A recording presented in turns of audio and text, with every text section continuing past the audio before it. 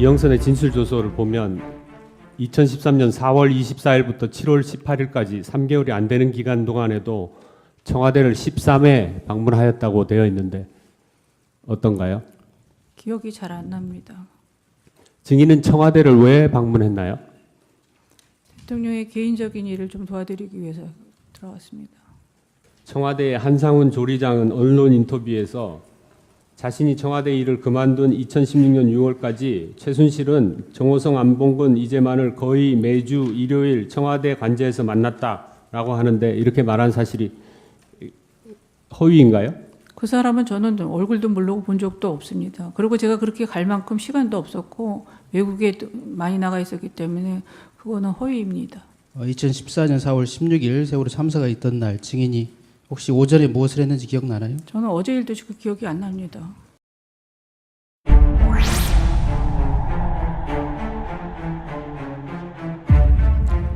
고영태는 이미 2015년 7월경 증인이 10대 대기업에게 30억씩 출연금을 받아 재단을 설립하는 보고서를 만들어 보라는 지시를 받았다는데 그런 지시를 한 적이 없나요? 고용태 진실 증언 자체는 완전 조작입니다. 저한테 모든 거를 책임을 전가하고 있는데 저는 돈을 먹으려고 생각한 적조차 없습니다. 예, 그거 아는데요. 그럼 고영태가 이렇게 사업 구조를 짰습니까? 그랬겠죠. 제가 생각하기에는 그 2014년도부터 고영태가 그걸 찍고 뭐 이렇게 카메라 찍을 때부터 얘네들이 계획적으로 이렇게 무슨 뭐 제 게이트를 만들겠다든 어쩌겠다든 협박을 한 적이 있는데 그런 거에 일환으로 도모하지 않았나 생각합니다. 그러니까 2014년 일이라는 게 의상실에서 몰래 카메라 설치해서 네. 찍을 때부터 고영태나 그쪽 대학 성읍의 일부가 작당을 해서 저한테 게이트를 나중에 잘 안 하면 하겠다고 협박도 하고 위협도 한 적이 있습니다. 그래서 걔네들이 나중에 전부 저한테 그거를 지금 뭐 검찰에서도 보니까 전부 저한테 다 미루고 저한테 다 뒤집어 씌웠습니다.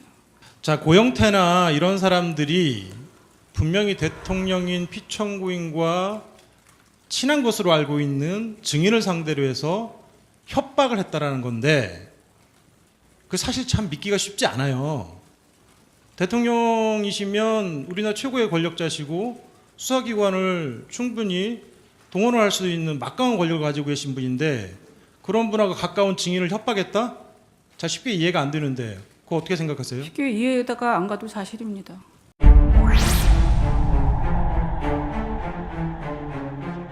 증인과 정윤회는 정호성을 정과장이라고도 부르나요? 아니 정비서관이라고 부릅니다. 정동구의 후임으로 정동춘을 추천한 이유는 무엇입니까? 공백이 오래되니까 추천을 해서 한번 검증이 통과되면 한번 해보라는 취지에서 누구에게 정과장한테 추천하였습니까? 추천했습니다. 누구에게요? 정비서관한테 청구했습니다. 증인 그 정호성 비서관하고 그 문서를 공유했던 메일 그 비밀번호하고 아이디 언제부터 공유하기 시작했나요? 그 얘기는 이제 그만 증언하겠습니다. 좀 많이 했습니다. 언제부터 하셨어요 그거를? 그거는 아까도 얘기했습니다. 아까 저 제대로 못 들었어요. 그러니까는 그 얘기는 이제 제대로 말씀 안 하신 것 공유하겠습니다. 같은데 언제부터 공유했는지 그것 좀 시기 좀 이야기하실 수 없나요? 네, 지금 기억이 잘 안 납니다.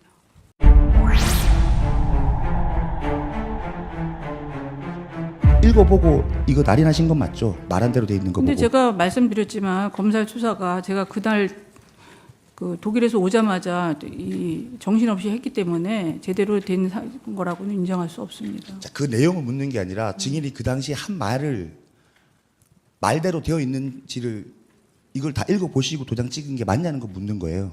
검찰 수사도 그렇고 특검 수사도 그렇고 너무 강압적이고 너무 압박적이라서 제가 정말 이게 대한민국의 검사들이 제대로 이 수사를 하고 있는 의지가 있나 제가 정말 너무 사람이 거의 죽을 지경입니다. 너무 압박과 강압 수사를 받아서 그래서 제가 지금 특검도 못 나가고 있습니다. 그런데 이게 보면 열람 시간이 거의 한 40분이 되지 않습니까? 이 시간 동안 안 읽어보셨다는 저는 얘기인가요? 못 읽어봤습니다. 못 읽어봤어요? 그럼 40분 동안 뭐 하셨어요? 거의 뻗어 있었습니다. 힘이 들어서. 증인께서 검찰 조사 과정에서 모욕을 받았다, 폭언을 들었다, 강압적인 수사를 했다, 그리고 그래서 이 심야 조사도 받았다 이런 얘기를 했는데 구체적으로 어떤 내용의 모욕을 겪었으며 또 폭언을 들었고 강압 수사를 했다는 것인지 그걸 좀 자세하게 설명해 주시면 해주시. 아니 수사가 자기 원하는 방향대로 안 들어가면은 계속 그 협박과 그 저기를 하고 계속 자료를 저런 거를 들이밀면서 소리를 지르고 강압 수사를 하고 여러 명들이 갑자기 들어와가지고 막 그 강압적으로 그 저기 공포 분위기를 조성하고 공포 분위기를 조성한다는 게 어떤 이제 바른대로 이걸 보고서 저기 진술을 하라 그러는 건데 저는 아니니까 아니라고 하는데 그 분위기를 이길 수가 없었습니다.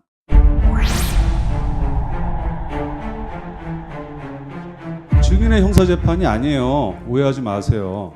피청군이 그렇게 관심 있는 두 재단인데 증인이 그거 그냥 내버려 둬요? 재단 운영 잘 되도록 뭐 잘못되나 감시 좀 보기도 하고 사람도 좀 면접도 하고 당연히 그래야 되는 거 아니에요? 무슨 대답을 원하시는지 잘 모르겠습니다. 예 아니오로만 하세요. 아니, 정확하게 물어봐 주십시오. 피청구인이 증인에게 두 재단이 설립될 예정이니 재단 운영 좀 잘 돌아가는지 확인해 달라 이렇게 지시했지요. 저는 검찰 신분을 받는 게 아니기 때문에 그런 유도 신문에는 대답 안 하겠습니다. 미르재단과 K스포츠재단, WK 플레이그라운드 이런 것을 만든 것과 관련이 없다는 얘기죠. 그렇죠. 저는 미르재단이나 어떤 블루케이나 어디를 통해서도 돈을 한 푼도 받은 적이 없습니다. 제 통장이나 제가 개인 이득을 취한 것도 하나도 없습니다. K스포츠 재단의 수익 구조는 결국은 국가 예산 받아다가 WK에 쌓이는 구조를 만들어 놓은 거 아니냐. 그거는 아니라고 생각합니다. 저는. 그럼 뭐예요? 그걸 뭐라고 얘기하면 제가 뭐라고 대답합니까?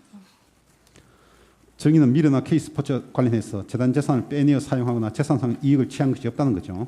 그거는 요번에 조사했는데도 다 없다고 결백했다고 나왔습니다. 그 검찰에서 제가 항변을 한 게 그겁니다. 그랬더니 돈을 안 해먹어서 다행이라고 그런 소리를 했습니다. 돈을 해먹을 생각도 없었지만. 정의는 K스포츠에서 일할 임직원을 면접 본 사실이 있나요?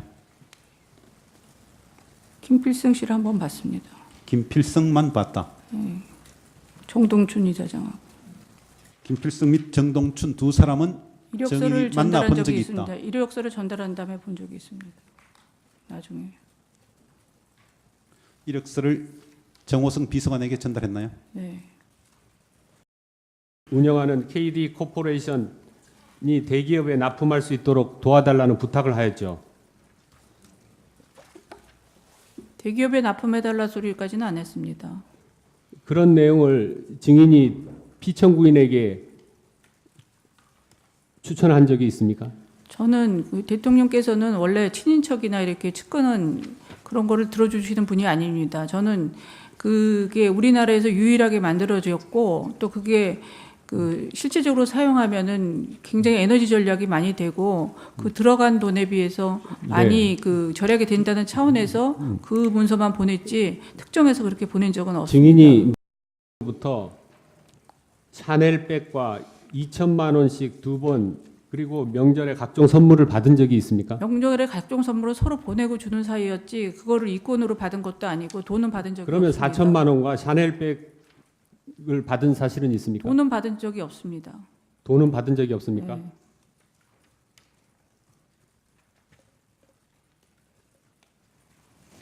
그 대가성으로 몰고 가는데 저는 대가로 받은 게 아니라 서로 친했기 때문에 그런 명절 선물이나 그런 것들은 서로 주고받고 했었습니다. 원래.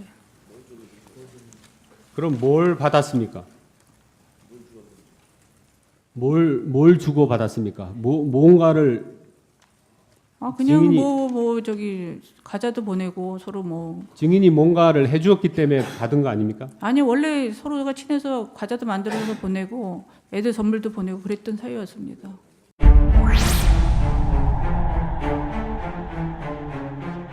정인이 대통령 곁을 떠나지 못한 이유는 무엇이었던가요?